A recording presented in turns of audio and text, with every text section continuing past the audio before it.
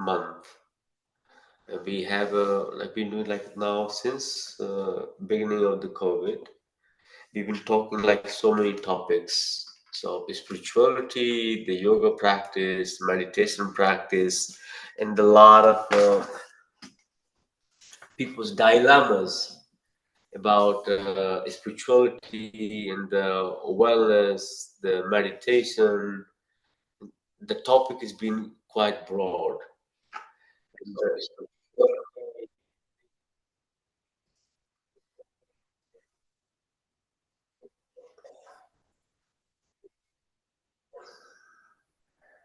So please, this is called tech hiccup. Just ignore it. And hello. And there was one question. Let's talk about today's topic. When you practice yoga, there's different types of body proportion people have, and different abilities they have. And then the uh, yoga is all about vanity. Vanity. And now we talk about vanity in terms of physical appearance. But yoga is also about vanity, but more deeper level. How good one person is karmically, how your consciousness is, how you perceive, how you behave, how you think, how you relate. And the vanity, we just see it only physical level. But yoga is all about taking the vanity to a next level, which is almost uh, spiritual vanity, I will call it. I call it spiritual vanity. Like you become extra vain, that how kind you are. That is also should be part of vanity. Not just only how good you look, but how you are inside. And that yoga takes the vanity to a next level. So I will not. I am in the, you can call it teaching and practicing of the yoga, and sometime I get to say that it's a body shaming. The concept of the body shaming. It's not about body shaming. Yoga also teaches us to be accepting, accepting who I am, not to be offended. If somebody tells me, Yogi, you're fat or skinny or you're very stiff, I should be able to, this is the truth about me. I should be able to accept it. Yoga also teaches one's the ability to tolerance level of people's acceptance, how people perceive you.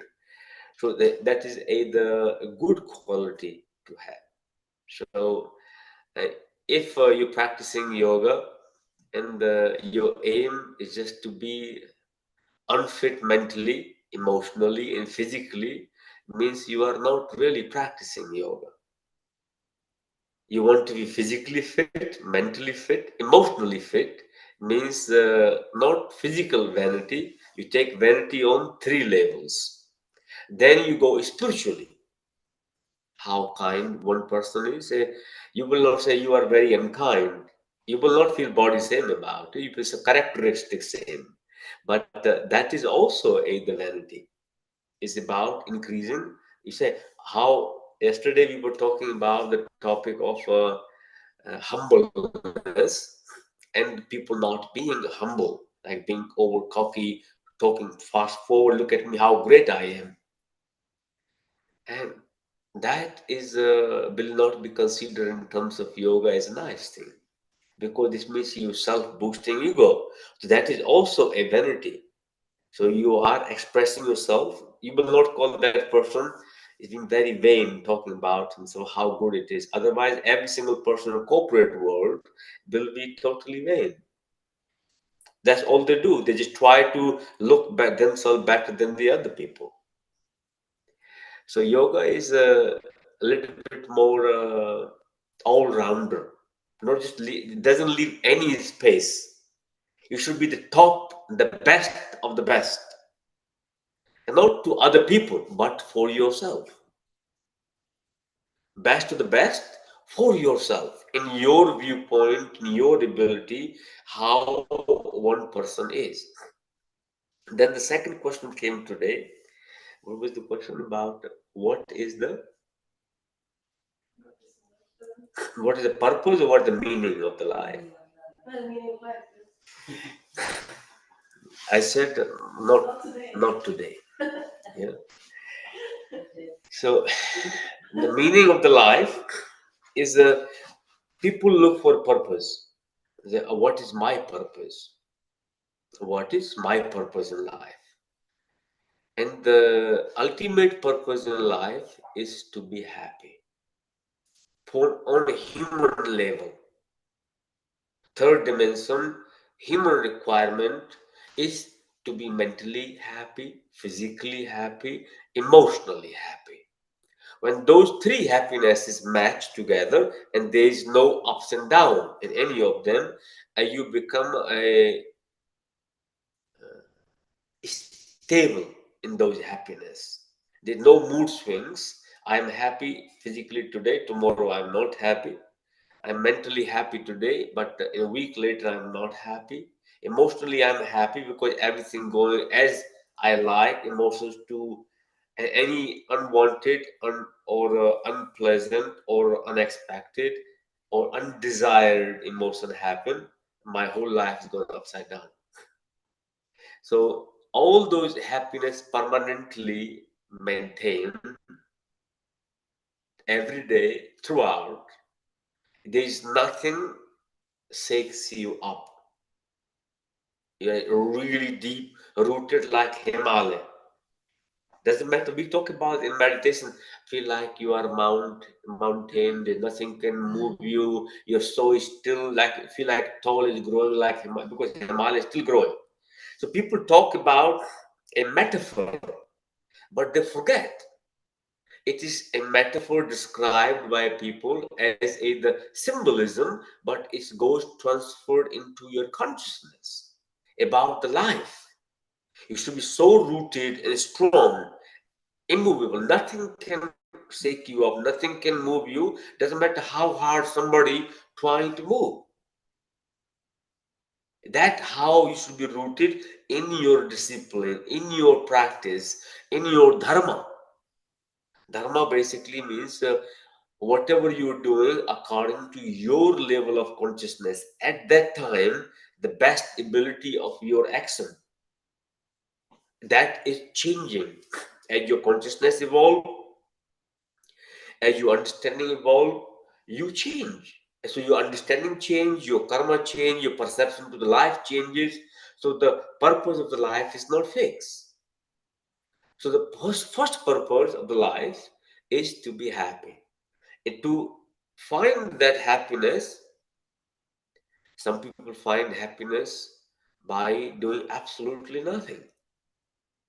Some people find happiness accumulating money, but temporary happiness that becomes misery afterward.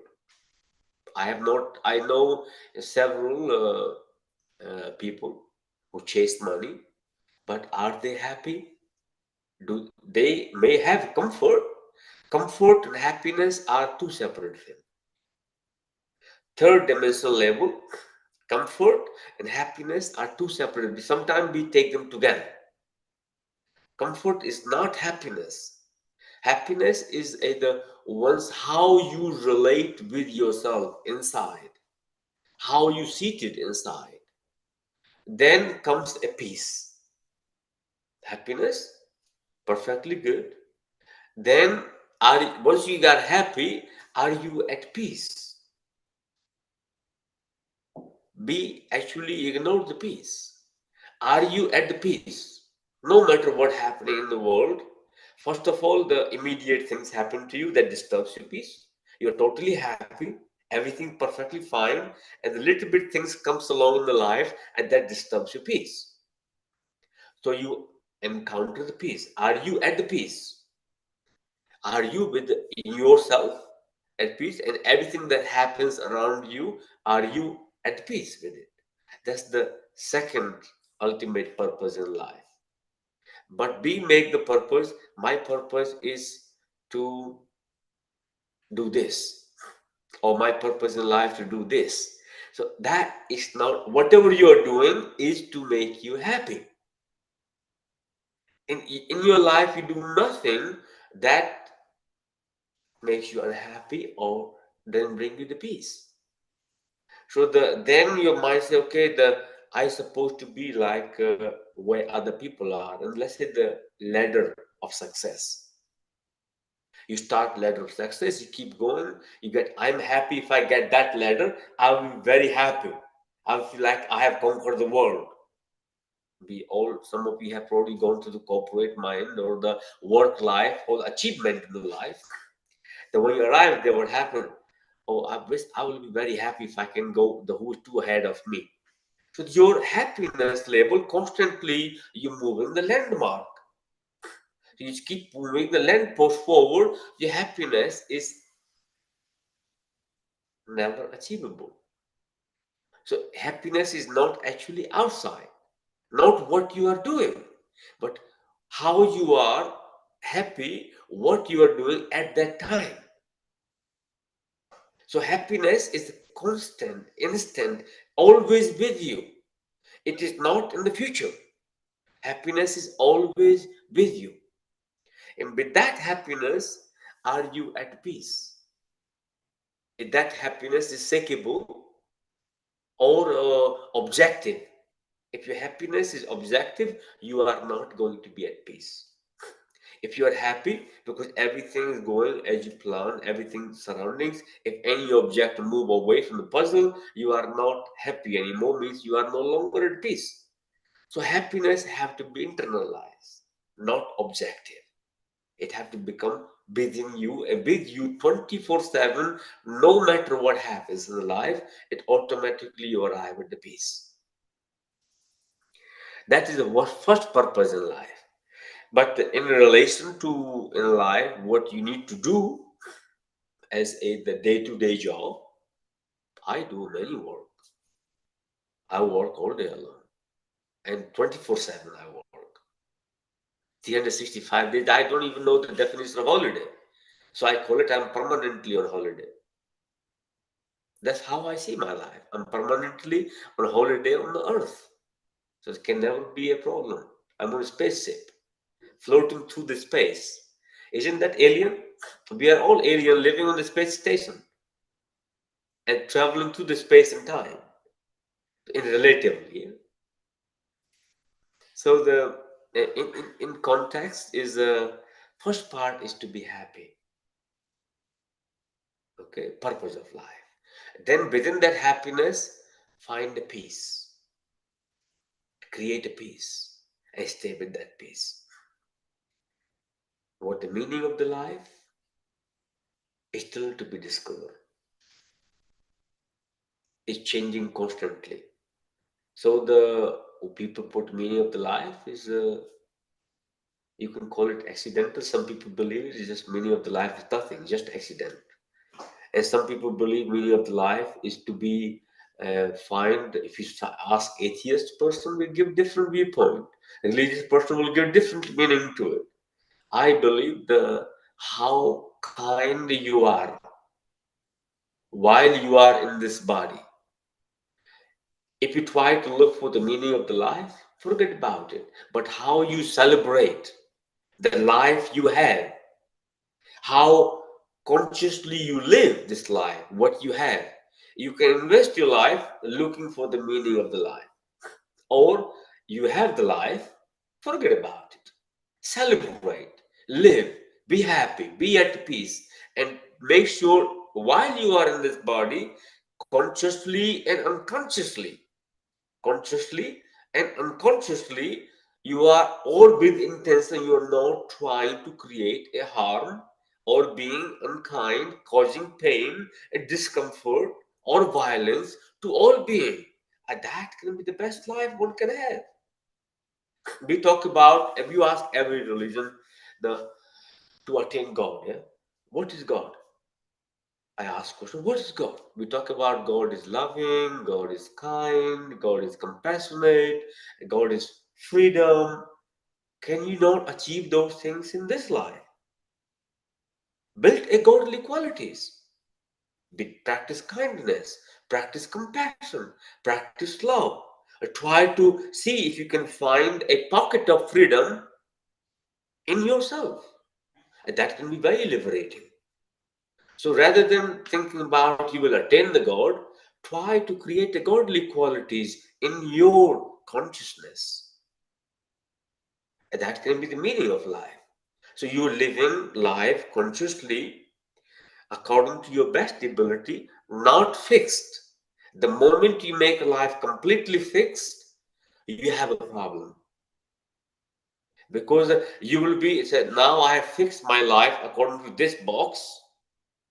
And if I do anything outside of it, I'm breaking my own law, I'm breaking my own rule. You will be driven by guilt and shame about yourself. Life is about flexible. You talk about abundance, but you have limited your mind. That's the problem. So I can call it like the hallucination,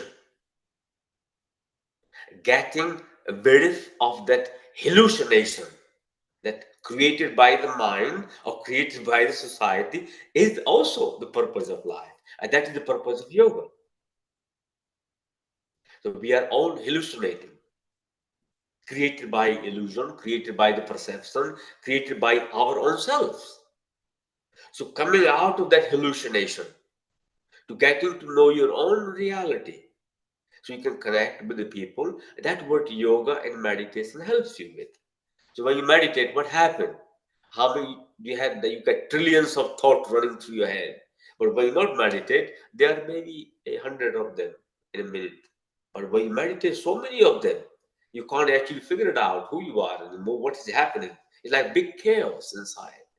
So I give a very simple description. Somebody cooking a noodles, spaghetti, and forgot to put oil and less water and overcook them, didn't drain them, so become a lump stick together. And you try to peel one at a time. You can't find it, they all breaks. You don't even know which one ending where, which one starting where. So that is a unmeditated mind, entangled up completely. There's zero streamline to the thought, zero awareness. You cannot track the thought, where is starting, where is ending. So they are not intertwined, single thought process. That can be the meaning of the life. That will create very good clarity. And once you create those clarity, create the peace, create the happiness, you will find the meaning of the life. If I tell you the meaning of life, that is my meaning of the life, not yours. Okay? Many people will tell this is the meaning of the life, but it is their meaning of life, not yours. First, you have to find your happiness, find your peace. Within that peace, rooted completely, cultivate the godly qualities, and whatever difficulty you find in that way, that is the meaning of the life. So you feel liberated. Word freedom, word freedom, in my opinion, does not exist. That is a hallucination created. Something you give somebody to achieve, that is unachievable. And you spend your whole life finding freedom, creating freedom, finding freedom, but doesn't exist. You are codependent. You are bound by limitation of the mind. No freedom. Then you give somebody the concept independent. This is another word we use nowadays. Very important. I am independent. No, really. You can't actually exist without food. Can't exist without breath. So how can you say you are independent? You are dependent on the breath in your entire existence. Not really independent. That is lowest independent. Second independence, can you remain in silence, not say a single word to anybody for 10 days? We do vipassana. And I know how desperate people are to talk and how desperate are they to go into a silence because they do require to talk. Me talking, you need somebody's ear. Otherwise, you will classify psychologically deranged. Can you imagine you talking to yourself, walking down the street? Will that be look really nice? Not really. This person is going a bit mad talking to himself. Isn't that this doctor? When people talking to themselves? Maybe they're special. Special people, yeah? Politically correct word. Thank you. I'm correcting you. They are special people. Differently able people, yeah? But if I'm walking down the street, I'm pretty sure you will not come to my meditation classes saying this mind is going crazy. He can't teach meditation, you know. So they are a different perception, different uh, possibilities of life. So the meaning of the life varies person to person. Okay, you can't. I find the meaning of life to be creative. I find meaning of life to be peaceful. I find meaning of life to be helpful as much as I can. That's my meaning of life. What meaning I have created, the values that aligns with my peace, supports my peace, supports my happiness, supports my lifestyle. That's my meaning of life. You discover yours. A tool you can take from the world. You can take from all aspect of the life. Not you can take tool from school, parents, spiritual teachers, religious background, anybody you can find it, whoever can help you to shape and find your purpose, your definition, who you are. When you find out who you are, or you create who you are, but not aligned, attached to the ego in that process, who you are. Then you will find the meaning of life. That will be your meaning of life. It will change also, not fix. 5 years you have this meaning, then your perception changes, your consciousness changes, your awareness changes, and meaning of the life also changes. Okay? Somebody say, why is this life? Ask your parent, not me. Simple. One answer is. Second answer is the why this life is a chemical reaction. Nothing much. You think you put too much importance to this body. Body is just chemical compound of the body. Isn't it the same thing? It's a pure chemistry and physics. And then the combined together becomes your biology. Is proportionally, completely physics. And then you have the chemistry, chemical imbalance inside the body, you go very different lifestyle. So the when you practicing yoga is about to keep your head strong, keep your mind strong, keeping your emotional health, keeping your physical health. So whoever you are living in this body, whatever background you come from, whatever upbringing one can come from, education one can come from, is all about understanding, finding. Yoga only helps you to understand your nature, understand your viewpoint to the life. It doesn't give you the okay, this is the life, but it's progressive approach, not fixed approach, progressive approach to the life. To slowly you come out from that hallucination.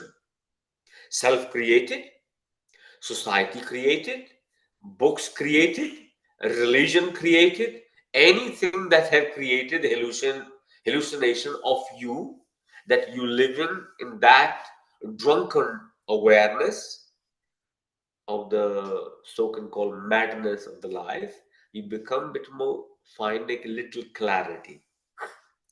That first start with the understanding your bioenergy, understanding your energetic awareness about the body, the mind awareness about it. Yoga is all about self-understanding.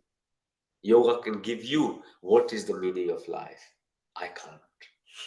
I only can provide you the tools of yoga, but yoga you will find it within your own consciousness, in your awareness, what is the meaning of the life for you at that given time and perception of life, and which progressively change. I thought my meaning of the life was to run a charity long, long ago. Then why would I run a charity? Is to help other people? It looks like that you help other people. I think then I discovered actually not. Other people become beneficiary of my charitable act. But actually, I'm helping myself. I feel compassion, I feel gratitude, I feel kindness, I feel warm in my body. That's the reason actually I do. Before, it was just I'm helping them. No, it changed over time. It changed because it helps me to be me. That every time I do something, it gives the wave of abundance of warmth and love, or the kindness, compassion inside me. It's not because I help somebody. I discovered my purpose of life changed later on. And I have done many things in life, but purpose of life changes as you progress, or you can call it as you grow in the life, as your consciousness become broader, your receptivity changes, your acceptance changes, and your consciousness expands. It's different. So the purpose of life will be discovered, found by you as your consciousness expands, your awareness expands, and your life transforms. But yoga provides that tool, meditation provides that tool to come out, discover that hallucination, the illusion, the co-creation of the mind regulated, and you will find it. And that not fixed either. It will change as you progress. Like imagine like a view. I'm on the top of the mountain here. You ask me, what is at the side? I can just only see what is ahead of me. Do you understand? And then my visibility is wherever my height is. Yeah, I only can see limited. If I go a bit more higher, I can see a bit more the greater view. My perception is changing. When I arrive on the peak, now I'm not only seeing one direction, I can see 360. So as your consciousness progress and your awareness expands, and purpose of life also change, the meaning of the life also change. So it's not fixed. Where you are, that is the consciousness. Go a bit more further, go a bit more. When you reach to the peak, you will find out what the purpose is. 360 view, and furthest as one can see. And then you try to tell this, when you come down, somebody who's just bottom of the step, trying to make a journey, will that be a communication there? If you tell somebody, they listen to you say, I don't believe you. But they will say, I don't believe you. Because they only can see very limited. If they do believe you, then they create a hallucination of what you have experienced. That becomes religious values or the borrowed knowledge, borrowed understanding, borrowed consciousness, borrowed mind, borrowed perception. And now you try to live with that perception, creating a more problem.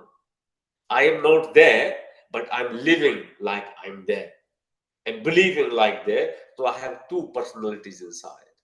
One who knows actually I'm not there, and one who like to believe I am there because somebody have explained to you.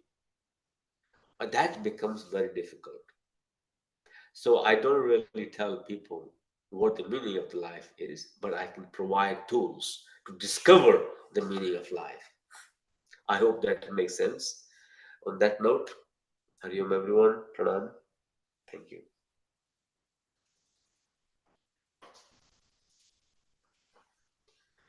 How is everybody feeling?